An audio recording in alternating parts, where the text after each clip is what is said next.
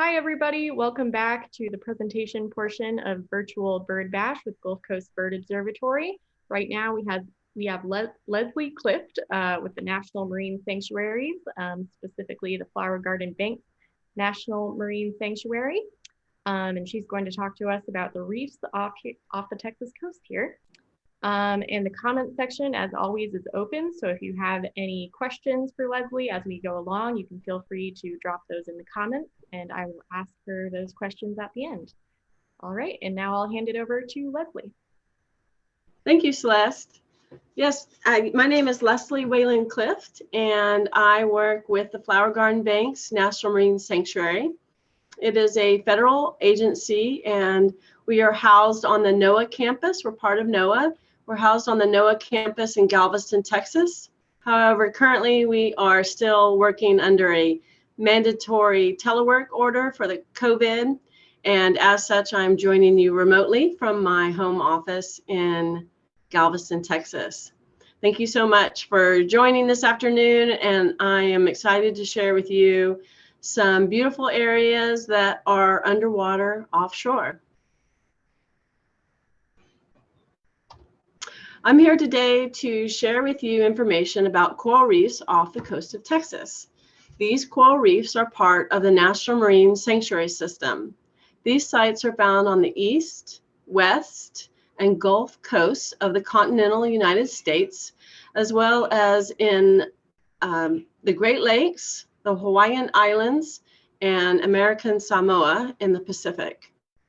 Flower Garden Banks is one of 15 sites in the National Marine Sanctuary System. National Marine Sanctuaries are kind of like national parks, but underwater.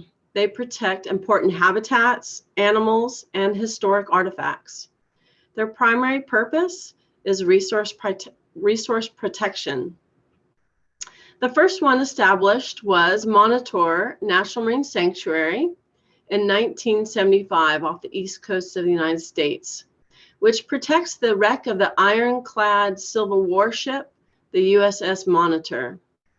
In 2019, 44 years later, an area north of the oldest sanctuary became the newest designation, Mallows Bay, Potomac River National Marine Sanctuary. Today, we're going to talk about the only National Marine Sanctuary in the Gulf of Mexico, where we have thriving, healthy coral reefs. There's a coral reef where, you say? Let me show you. They're in these blue boxes. Until just a few months ago, the sanctuary consisted of East and West Flower Garden Banks and Stetson Bank. East and West Flower Garden Banks are located about 115 miles south of the Texas-Louisiana border. Out near the edge of the continental shelf, which is this dashed line in the map, East and West Flower Garden Banks are separated by about 13 miles of open water. Stetson Bank is about 30 miles to the northwest of West Flower Garden Bank. In a few slides, I'll show a map with the newest sites added earlier this year to the sanctuary during our expansion process. Please note that these blue boxes on the map are not the sanctuary borders. They just highlight the general areas where the banks are located because they are quite small at this scale. Flower Garden Banks National Marine Sanctuary is home to the northernmost coral reefs in the continental United States. They are also the northernmost coral reefs in the Gulf of Mexico. The reefs, also referred to as reef caps, are situated on top of underwater banks formed by salt deposits, known as salt domes, that have pushed up from underneath and have altered the seafloor. The general depth in this part of the continental shelf is about 300 to 500 feet, but the salt domes move sections of the seafloor up into the photic zone, which is the lighted zone, where corals could settle and grow. In the early 1900s, grouper and snapper fishers were the first to identify these coral reefs. But People thought they were mistaken because it seemed too far north for corals to grow. In the 1960s, scientists from the Houston Museum of Natural Science and some Navy divers conducted an expedition to visit the site. They were pleasantly surprised to find healthy, thriving coral reefs. The reefs of Flower Garden Bank's National Marine Sanctuary are unique from most other Caribbean and Gulf of Mexico reefs because they do not include any soft corals, at least in the shallow diveable depths, down to about 130 feet. They also have very few branching corals. The reefs at East and West Flower Garden Banks are instead dominated by large boulder-like coral formations of brain corals and star corals. The coral cover here is also more dense than anywhere else in the tropical Western Atlantic, with over 52% healthy coral cover. By comparison, the Florida Keys has less than 10% coral cover in many locations. In my career, I have traveled extensively, and the Flower Garden Banks is where I recommend experienced divers go to see the healthiest coral community in the tropical Western Atlantic. This is what the reef caps look like at East and West Flower Garden Banks. The coral formations have literally piled up on one another over thousands of years. Again, it's mostly live, healthy coral boulders with a few scattered sand flats, from which you can see formations rising up 15 to 20 feet. This is what's known as a high-profile reef. Sometimes I find the coral out there is so healthy and there's so few sand flats, it's difficult to navigate underwater. Usually when I am navigating underwater, I can use cues like sand flats or some other underwater landmark. But underwater at the Flower Garden Banks National Marine Sanctuary, it's just a huge field of healthy coral. The corals here tend to take on the larger forms, such as plate corals, here in the bottom left picture, and boulder corals, such as in the top left and the bottom right pictures. Some branching corals occur, but are generally not plentiful.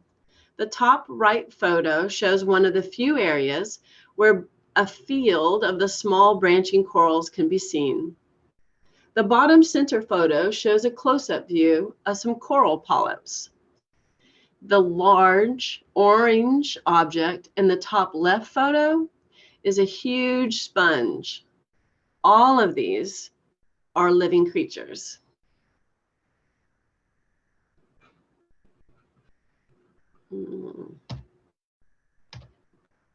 Now I'll move on to Stetson Bank, located about 80 miles offshore and again about 30 miles to the northwest of West Flower Garden Bank.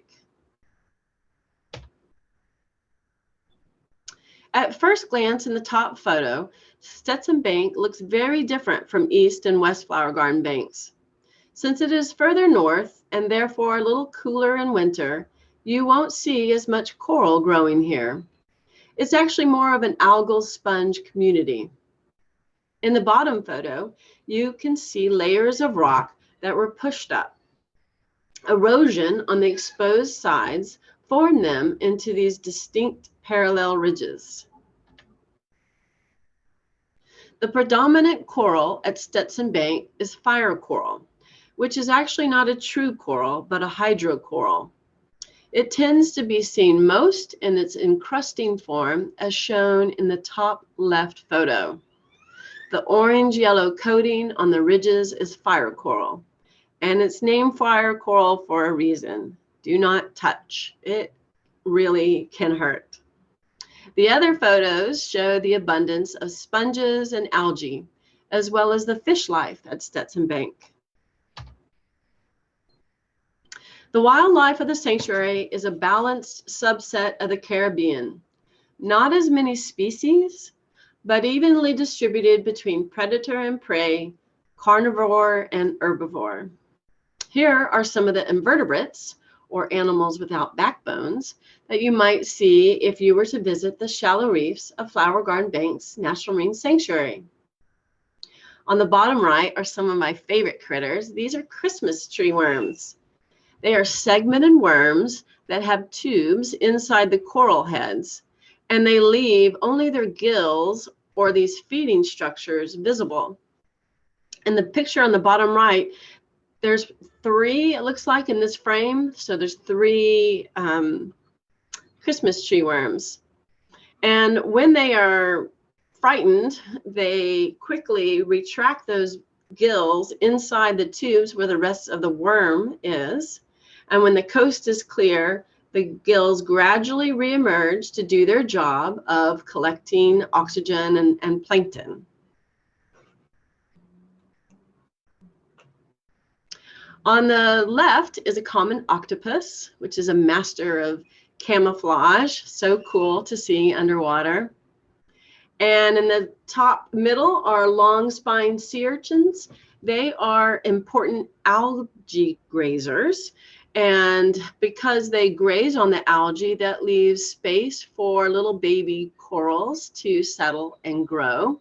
This picture was taken at night. Most urchins aren't seen during the day. They come out at night.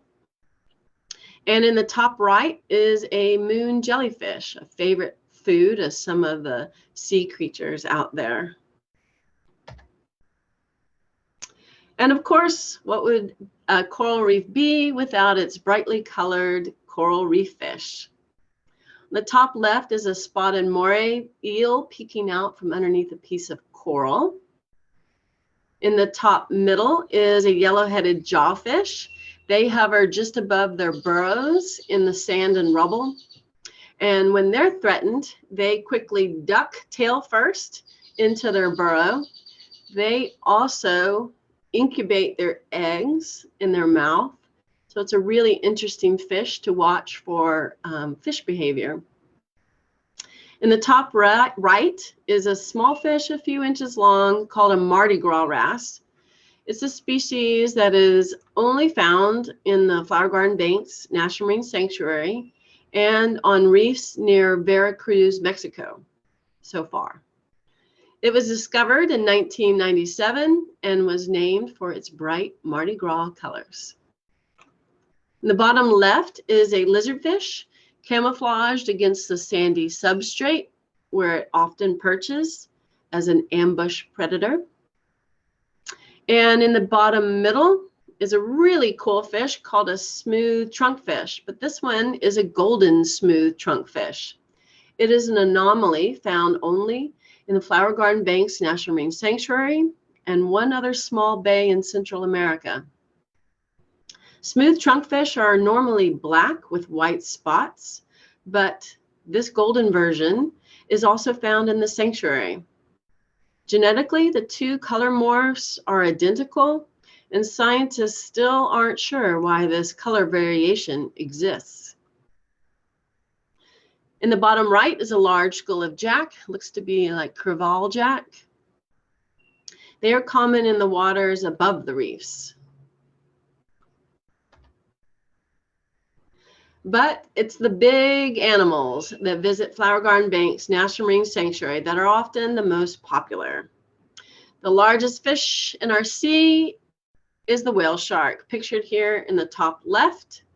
They visit the sanctuary during the warm summer months and through the fall. We think they are migrating up from the Yucatan area of Mexico, but are still working to confirm this through tagging and identification of individuals.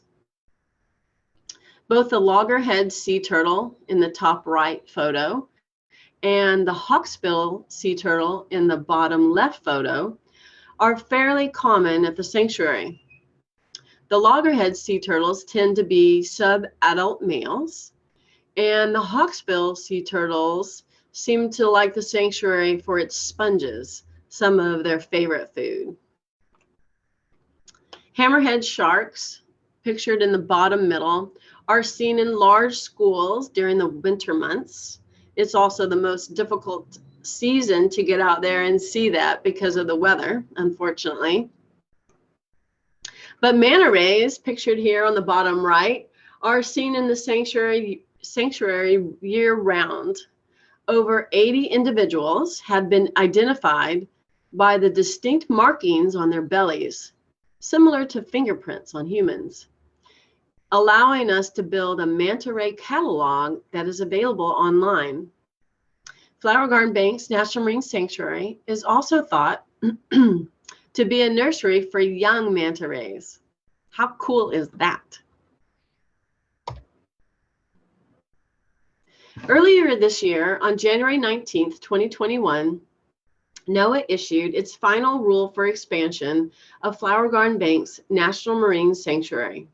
This action protects 14 additional reefs and banks in the Gulf of Mexico. It also slightly adjusted the boundaries of the original 3 banks in the sanctuary, and it expanded the sanctuary from 56 square miles to a total of 160 square miles. The effective date of the expansion rule was March 22nd, 2021, just a couple of months ago. The process for this expansion formally began in 2007 and included public input at many points along the way. This process received an overwhelming amount of public support. And in fact, most people wanted us to include more area than what was in the final preferred alternative. However, NOAA reduced the size of the expansion areas originally proposed in 2016 to minimize user conflicts and potential economic impacts to the offshore energy industry and certain commercial fishing interests. This map zooms in on the western end of the sanctuary shown in the previous map. The final rule issued in January 2021 adjusted the boundaries on East and West Flower Garden Banks and Stetson Bank to incorporate previously unknown areas of deep reef. The red areas show the earlier boundaries. The white lines show the new boundaries. When the sanctuary was first designated in 1992, it was believed that the area between the 2 banks, again about 13 miles of open water, was nothing more than silty, featureless mud bottom. In the last 20 plus years, however, we have been able to map the area and discover that there are many deep reef outcroppings, as well as other features in this area. This area, known as Horseshoe Bank, is one of the new reef areas added to the sanctuary. This map zooms in on the central portion of the sanctuary shown in the earlier map. Part of what got us exploring nearby reefs and banks was the geologic connections shown on maps. McNeil Bank lies on a ridge. It's on the far left of the map. It lies on a ridge that continues over from East Flower Garden Bank, and it continues in an arc toward Rankin and 28 Fathom Banks. These, in turn, are geologically connected to Bright Bank, further to the east.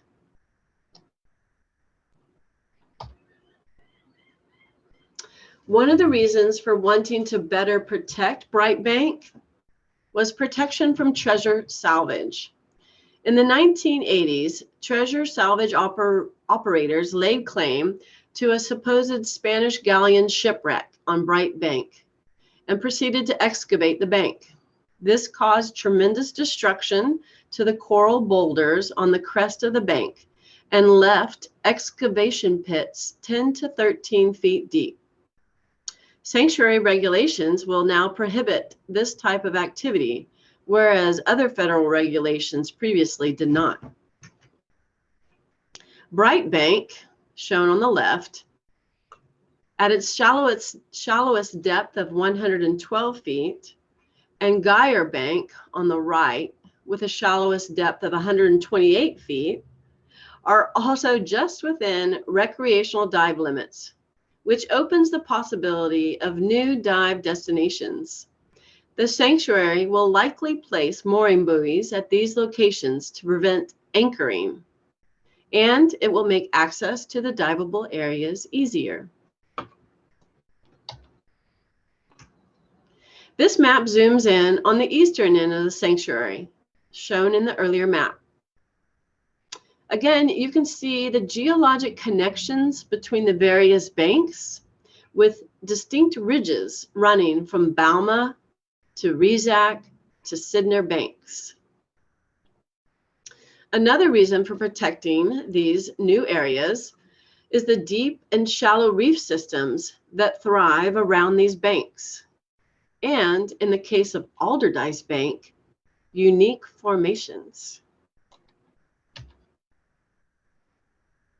McGrail Bank is the expansion area with the most extensive coral reef habitat. Although it doesn't begin to compare to the amount of corals at East and West Flower Garden banks, it is still a significant coral reef in its own right. Unfortunately, the shallowest parts of McGrail Bank at 144 feet are below recreational dive limits, so only tech divers would be able to visit these coral reefs. Alderdice Bank has 3 spectacular basalt spires of late Cretaceous origin, approximately 77 million years old. These are the oldest known exposed rocks on the continental shelf off of Texas and Louisiana, and unique geologic features for this region. Basalt is a type of rock that is volcanic in origin and is very unusual in this area.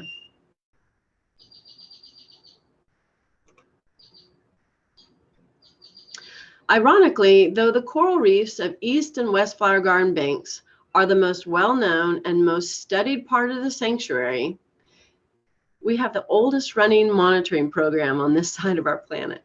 They only account for about 1% of the entire sanctuary area. The remainder of the sanctuary is what we call deep reef habitat, and all 17 banks of the sanctuary have some.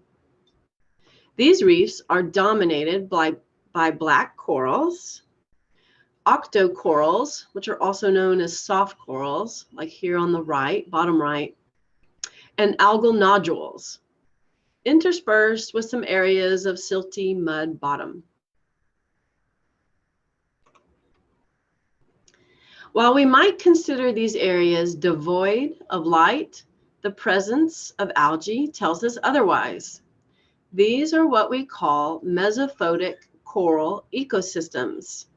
Mesophotic means middle light and refers to the fact that some light, though not much, still penetrates to these depths.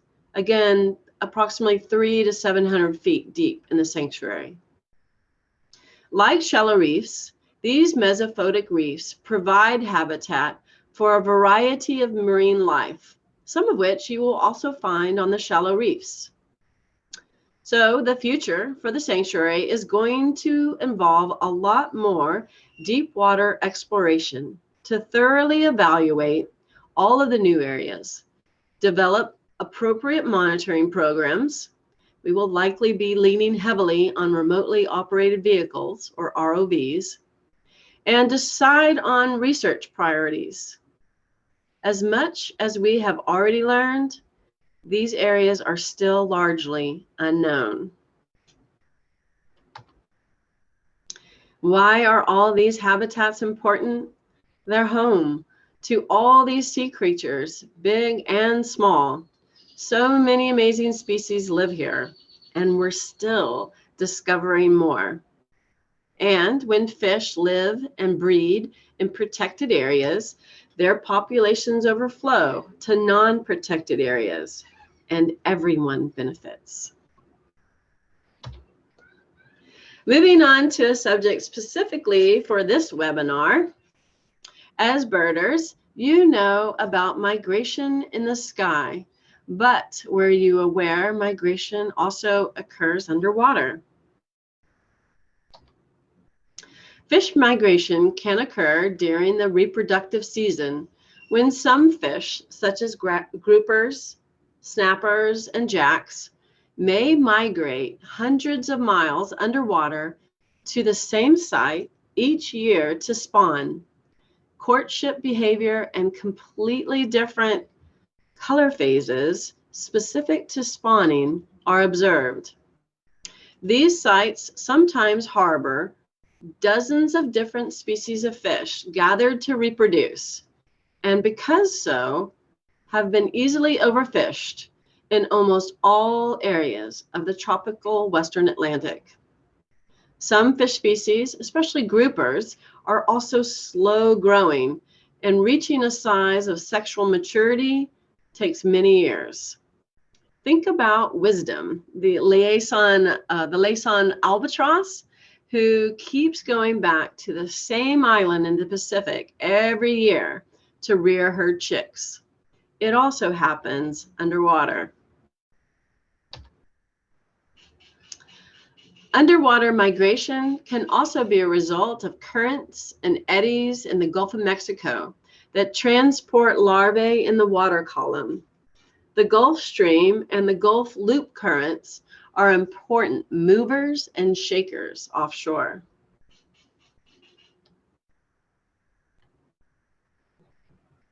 In the Gulf of Mexico, the infrastructure of the oil and gas industry, such as platforms and pipelines, also provide conduits for fish migration.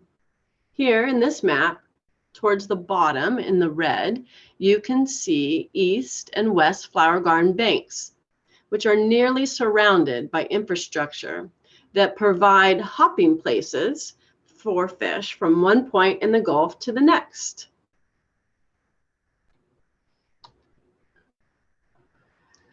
Mooring buoy lines may provide important slivers of habitat, acting as vertical conduits for fish migration. As a reminder, when you jump into Flower Garden Banks National Marine Sanctuary, you don't hit the bottom until you're about 60 feet below the surface. Most divers follow the mooring buoy line down to the bottom, especially when currents are present that make it difficult to swim against. Mooring buoy lines run from the surface down to U-bolts cemented into the substrate on the seafloor bottom. Their lines offer about 100 feet of a very narrow band of shallower water habitat for sea creatures. Some fish species require shallow water habitat when young, but no shallower water habitat exists on the continental shelf around the sanctuary until mooring buoys were installed. Is it enough to make a difference? The answer is yes. It wasn't until several years after mooring lines were installed at Flower Garden Banks National Marine Sanctuary when sergeant majors, they're the damselfish pictured in the top left, were observed. And the first ones reported were tiny juveniles, such as the picture right next to it, just a little tiny guy hanging out near the mooring line and buoy near the surface. When large enough, sergeant majors likely moved down the line to the bottom and then spread out onto the reef cap. Yellowtail snapper, pictured on the bottom right, probably used oil and gas platforms and mooring buoys as habitats, and now has an established population at Flower Garden Banks National Marine Sanctuary.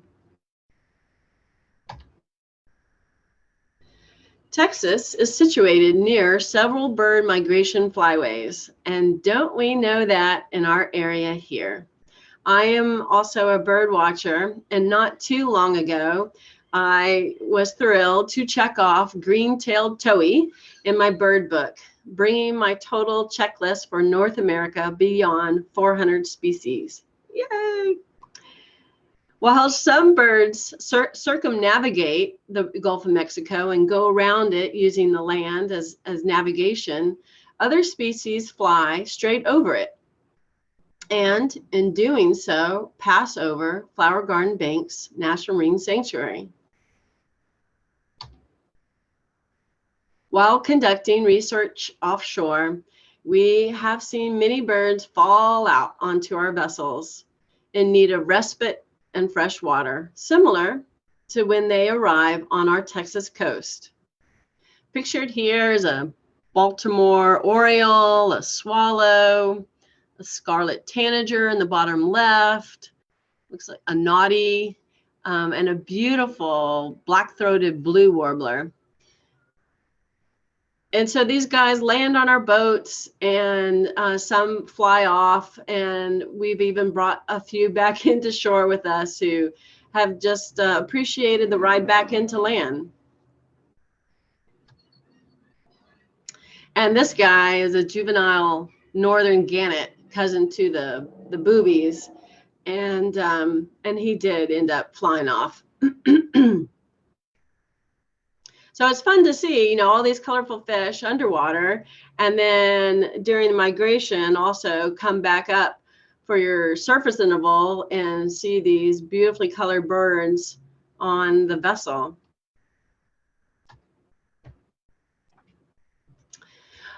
I'll end with a reminder that the coral reefs of Flower Garden Bank's National Marine Sanctuary are very healthy right now, but it's going to take effort from all of us to keep them that way. And one of the things we'll be looking at or looking for when we are finally able to get back out on the water, we have not been offshore due to COVID for over a year. But one of the things that we'll be looking for when we're back out are signs of impacts from last year's hurricanes. We know that at least one passed directly over the Flower Garden Bank's National Marine Sanctuary with wave heights of, I think it was like 30 or 40 feet. But we'll also be surveying the reef caps for any indications of a coral disease that is currently ravaging coral reefs throughout the Florida Keys and the wider Caribbean. This coral disease is called stony coral tissue loss disease, and mortality for some species of corals has been shown to be 100%. Fingers crossed, it doesn't make it out there.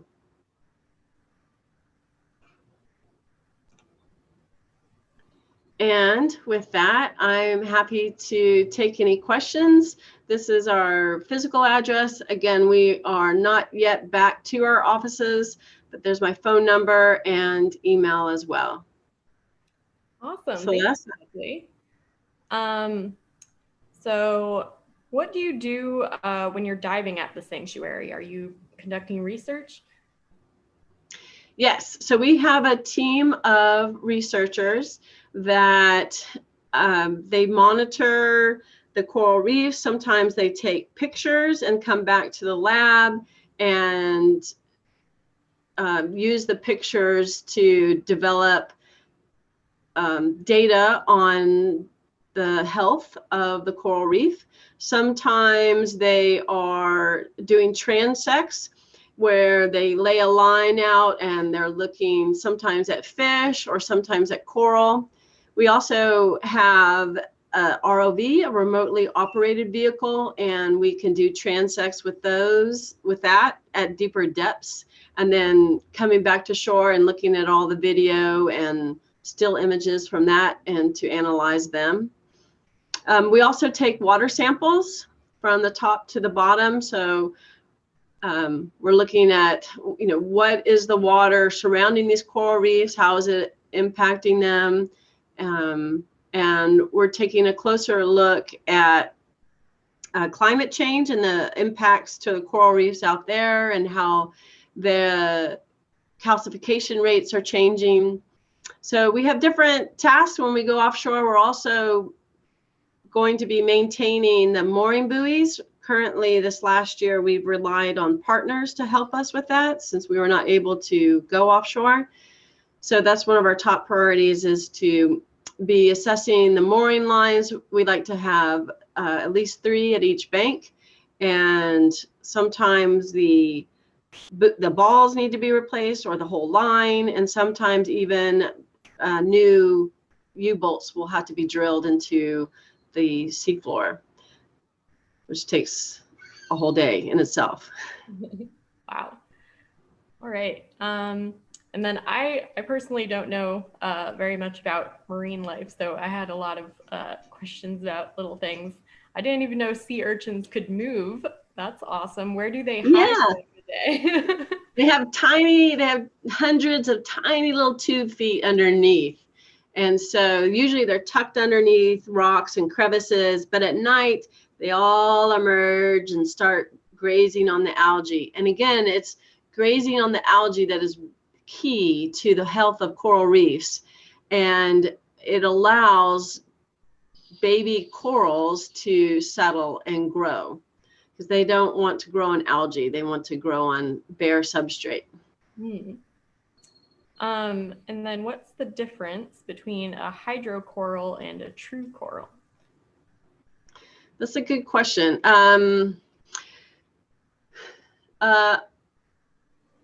I would have to get back to you on that, because I can't, it's an anatomy, and I'll have to get back to you on that, Celeste. No worries. They're like a different group of species though. Yes, yes. But any hydrocoral you don't want to touch. Okay. They burn. Gotcha. And then how do you tag sharks if you're putting a GPS or whatever on the whale sharks? Mm-hmm. Very carefully. So we work with researchers that have been tagging whale sharks, and they usually they are snorkeling. Whale sharks will come to the surface and swim around and bask in the warmer waters. And so snorkeling with, it's just a long pole with a little tag attached at the end that can be put into their dorsal fin. And so some of them are coated with tags that can pop off, and that tag will beam its location to a satellite, and so we'll know exactly where that fish was, or where that whale shark was. And because they come to the surface, it's easier to track them than with species that don't come to the surface and can get a read on a satellite. Wow, that's awesome. Why do fish migrate? Is it a temperature thing? I think, there's still many. There's areas to explore, but it is thought that is a temperature thing, and not all species reproduce during the same month. But in the Caribbean, it's usually related to the full moon, and so it's a lunar pull, and it's also usually at reef promontories, which are like elbows that stick out.